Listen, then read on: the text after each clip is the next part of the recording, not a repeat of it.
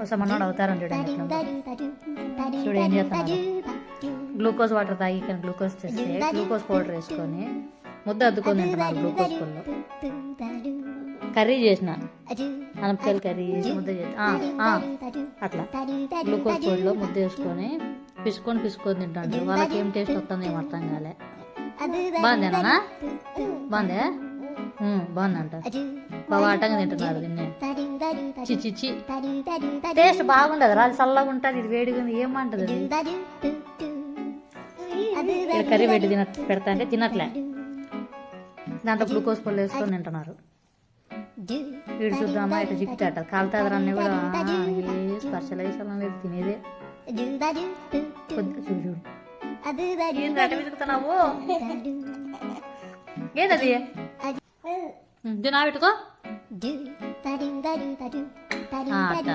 బాగుందా?